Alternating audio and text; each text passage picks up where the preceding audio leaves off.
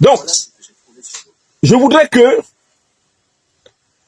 on commence d'abord par constater que ce que la CEDEAO est en train de faire maintenant, c'est exactement, mais cette fois-ci sous une forme encore plus hypocrite, ce que Sonko a fait. Que valent les déclarations de Sonko à Bamako? Qui a la foutaise de croire que Sonko, Premier ministre du Sénégal, héberge l'ambassadeur qui a assumé d'avoir assassiné des soldats maliens, et puis Sonko est solidaire du Mali? Qui croit en cela? Personne au Mali ne croit en cela.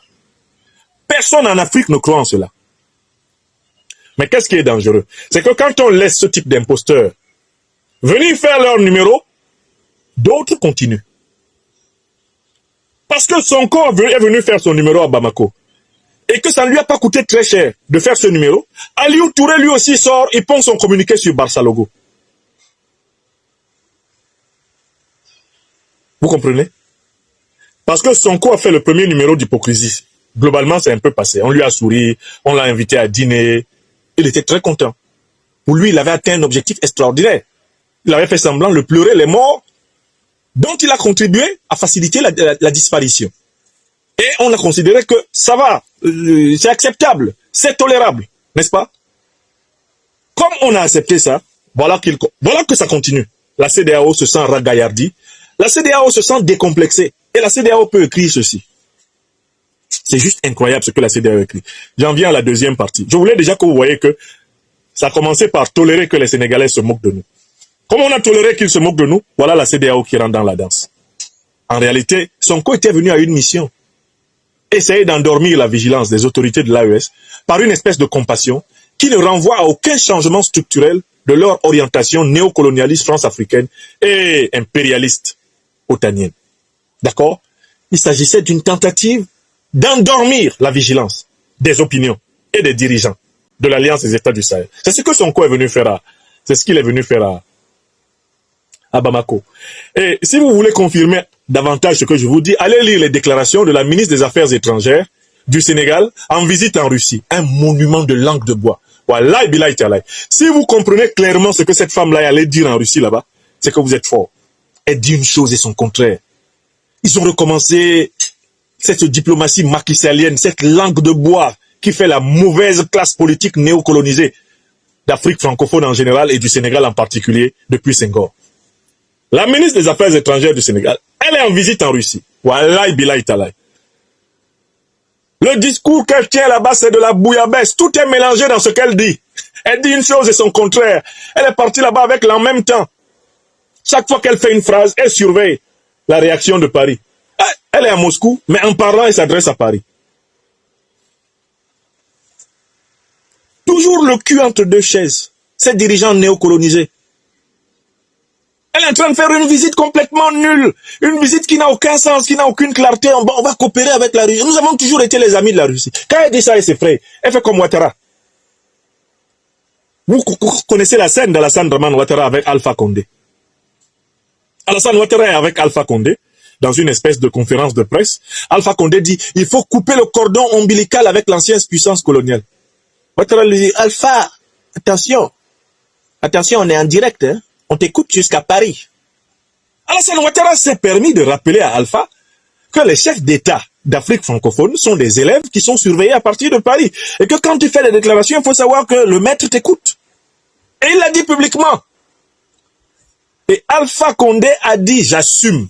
Alassane, j'assume. Quelque temps après, Alpha Condé tombe. Et on entend Ouattara dans le téléphone rouge. Mais je lui avais dit. Voilà. Il n'a pas écouté. Voilà. On lui a envoyé un légionnaire qui l'a fait tomber. Mais, oui, Chou, tu l'avais prévenu. Hein. Tu l'avais prévenu en Mondovision. Hein. Alpha, on nous écoute jusqu'à Paris. Hein. Donc, je voulais que vous vous rendiez déjà compte de l'ignominie. On a laissé Sonko faire son numéro. La CEDEAO comprend. La CEDEAO se dit, nous aussi on peut. Aliou Touré qui ne parlait plus, qui avait tellement honte, qui rasait les murs d'Afrique de l'Ouest, il nous sort des communications. Et qu'est-ce qu'il dit à propos de Barça Logo? Qu'est-ce qu'il dit à propos des événements de Barça Logo? Voyons ce qu'il dit. Un monument de mauvaise foi. Voilà, un monument. C'est-à-dire que ce gars-là, si c'est à un deuil en pays Bassa qu'il vient, on va le poursuivre avec des gourdins jusqu'à la sortie du village. Un vrai sorcier. Écoutez ce qu'il signe. Et il met sa photo et il sourit. D'abord, je ne sais pas pourquoi il sourit. C'est une communication qui est contradictoire. Aliou Touré met une photo dans laquelle il sourit. Depuis quand quelqu'un qui présente des condoléances sourit? Ce sourire trahit qu'il est content qu'on assassine les Burkinabés. Mais il va écrire un texte qui dit le contraire. Parce qu'il prend les Burkinabés pour des mougous. Il nous prend, nous les Africains, il nous prend pour des gaous, quoi. On ne peut pas comprendre qu'il ment. Et que ce qu'il dit est le contraire de ce qu'il pense. Mais ce qui a trahi le bonhomme, c'est la photo. Je vais vous montrer la photo utilisée par ce monsieur. Il est souriant. Il est souriant sur la photo. Bon, alors, très bien. Que dit la CEDEAO?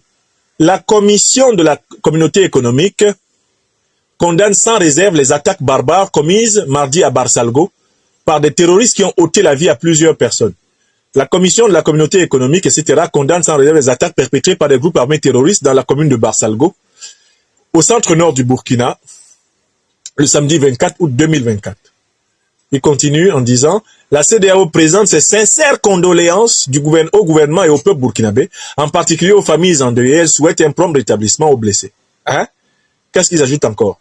La Commission appelle tous les États de la sous-région à intensifier leur coopération en matière de partage de renseignements, de sécurité des frontières et de mise en œuvre de la stratégie de lutte contre le terrorisme de la CEDEAO. Ils en ont même profité pour dire que la CEDEAO va accélérer la mise en place de sa force en attente pour combattre le terrorisme. Bon, prenons les choses calmement. Mais, qui sont les terroristes? Analysons là ce que Aliou Touré raconte. Mais, qui sont les terroristes? Les terroristes appartiennent à deux organisations qui s'appellent Al-Qaïda et l'État islamique. Qui les a créés? Non mais, prenons les choses calmement. Qui a créé Al-Qaïda?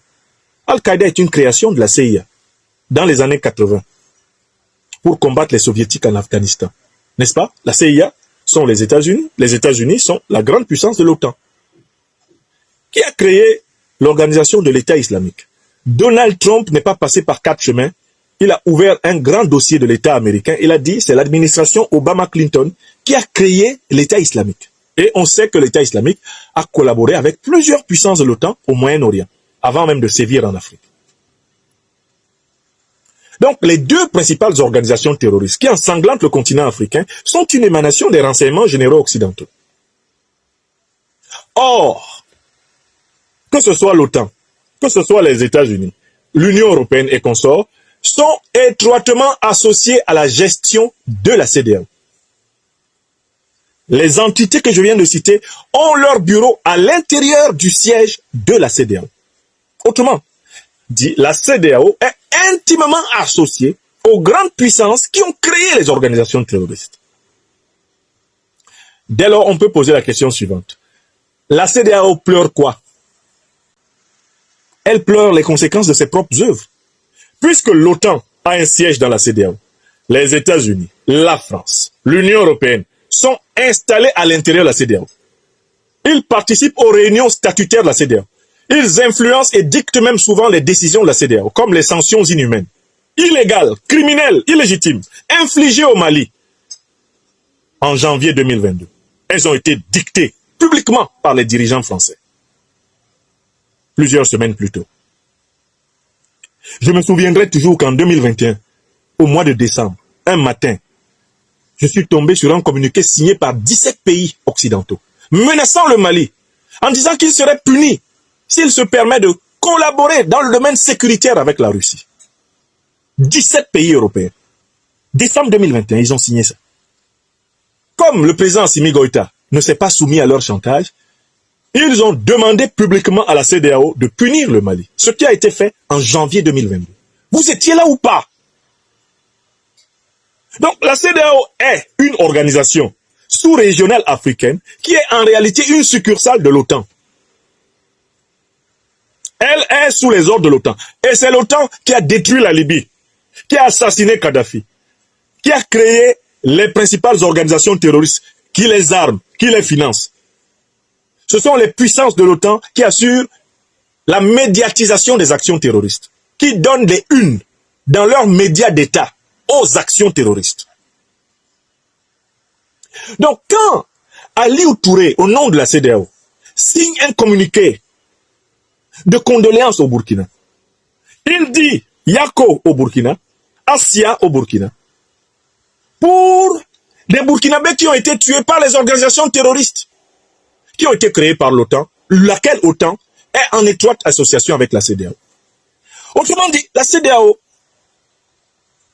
participe aux côtés de l'OTAN à la déstabilisation de l'Afrique de l'Ouest et vient pleurer les victimes de cette déstabilisation. Chez moi, à Bassa, on dit Ouyesi Koa, Nlond Isabel Joljon Wemere, ou Kondeber Ingi Koa, ou Timhe, Nlondor ou Wemere ou Nlond. Tu es en bas de la colline. Tu cries ton nom. Après, tu cours en haut de la colline et tu réponds à ton propre appel à ton nom. Ça, c'est la stratégie du pompier pyromane. Dénoncé par Lavrov face à Fabius en 2013, quand il lui a dit « Mon cher Laurent, vous vous préparez à combattre au Mali les terroristes que vous avez armés en Libye. » Et Fabius a répondu « C'est la vie. » C'est ce que dit la CEDEAO. Actuellement, au siège de la CEDEAO, l'OTAN, l'Union européenne, toutes les grandes puissances occidentales sont installées au siège de la CEDEAO et elles dictent les décisions de la CEDEAO. Ce sont elles qui ont créé les organisations terroristes. De quel droit la CEDEAO vient pleurer avec nous? Elle pleure avec qui? Qui peut se prévaloir de ses propres turpitudes ici dehors? Nul ne peut se prévaloir de ses propres turpitudes. Nul ne peut se prévaloir de ses propres turpitudes. Vous ne pouvez pas être les associés de l'OTAN qui a détruit la Libye, saccagé le Sahel, qui a créé Al-Qaïda et l'État islamique et en même temps venir pleurer les victimes de la stratégie de déstabilisation du continent par l'OTAN. Vous voyez? Voilà donc la contradiction du sorcier. Voilà donc la contradiction du sorcier que nous avions souligné au départ de cette émission en disant que dans la tradition négro-africaine, la pire chose qui puisse arriver, quand il y a un mort, c'est que parmi ceux qui pleurent, on trouve un assassin. Un assassin non repenti, un assassin impuni, ne peut pas venir pleurer un mort sans avoir reconnu d'abord ses torts. Car à ce moment, il s'agit d'un double meurtre. Après l'assassinat physique du mort, il s'agit là de son assassinat spirituel, c'est-à-dire de la destruction ultime de sa dignité. Les larmes de crocodile de l'assassin sont une humiliation inacceptable dans notre tradition pour la victime. Donc, qu'est-ce que la CEDEAO? C'est une organisation néocolonisée. C'est une organisation sous les ordres de l'impérialisme. La CEDEAO s'est attaquée au Mali, au Burkina, au Niger, sous les ordres de l'Union européenne et de l'OTAN. Vous l'avez tous vu, non? Les ordres venaient du néocolonialisme français, de l'Union européenne et de l'OTAN. Et la CEDEAO les exécutait. Quand on a demandé à la CEDEAO de punir le Niger, de punir le Burkina ou de punir le Mali, nous étions tous là. Et j'espère que vous savez que les sanctions illégales, illégitimes et criminelles que la CEDEAO a mises en place contre ces pays ont provoqué des milliers de morts dans la population. J'espère que vous savez que des milliers d'entreprises se sont effondrées par la faute de ces sanctions. J'espère que vous savez que dans les hôpitaux du Sahel, des femmes, des enfants, des adultes de toute génération sont morts faute d'assistance parce que les États ont été privés de leurs fonds souverains. J'espère que vous le savez, que la CEDEAO est coupable, même pas par les seules voies militaires utilisées par les terroristes, elle est coupable par les conséquences humanitaires de son cynisme diplomatique. Elle est coupable, eh bien, de la perte de plusieurs vies africaines au Sahel, pour lesquelles elle n'a toujours pas payé, ni été jugée. J'espère que vous le savez. Donc, qu'est-ce que la CEDEAO peut avoir à nous dire? La CEDEAO ne peut pas pleurer les morts du terrorisme avec nous, parce qu'elle est associée aux puissances terroristes. Une deuxième fois. La CEDEAO ne peut pas pleurer les morts du terrorisme avec nous, puisqu'elle est intimement associée aux puissances terroristes. Une troisième fois, la CEDEAO ne peut pas venir pleurer avec nous en Afrique les morts du terrorisme, parce que cette organisation est intimement associée aux puissances qui ont implanté le terrorisme en Afrique. Il faut que ce soit clair pour tout le monde. Et la leçon que nous devons tirer de cette hypocrisie démoniaque, c'est que si nous ne nous faisons pas respecter, on ne nous respectera pas, nous les Africains. Si nous fermons les yeux sur le mépris qui nous est infligé, nous ne serons pas respectés sur cette planète. Bien sûr, certains vont dire, non, il faut faire ça avec intelligence, il faut faire ça. Et ce n'est pas ça l'intelligence. L'intelligence, c'est de trouver les moyens de nous faire respecter. L'intelligence humaine, elle a pour but de s'assurer qu'on a une vie digne, de se donner les moyens d'avoir une vie digne. Et on ne peut pas avoir une vie digne en se consacrant à une succession de lâchetés. Non, il n'y a aucune vie digne dans une accumulation de lâchetés.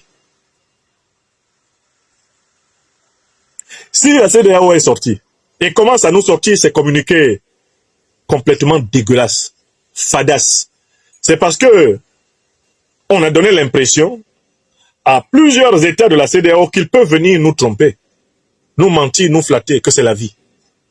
C'est pas la vie. Il ne faut pas leur faire de cadeaux. Ils ne nous en font pas. Ils ne nous en feront pas. Le rêve de l'essentiel des dirigeants de la CEDEAO, c'est l'effondrement de l'AES. Vous avez vu les derniers événements au Burkina Faso. Barça Logo n'aurait pas pu être possible si Alassane Ouattara n'avait pas continué à infiltrer l'armée burkinabé et à corrompre les officiers de l'armée burkinabé pour qu'ils attaquent et éliminent le président Ibrahim Traoré. Maintenant, c'est à vous. Réagissez en commentaire, partagez vos réflexions et vos idées. Si cette vidéo vous a éclairé, n'hésitez pas à l'aimer et à la partager avec vos amis. Ensemble, nous construisons l'Afrique de demain. Restez connectés sur Afrique Diverse TV pour encore plus d'informations et de débats passionnants. À très bientôt.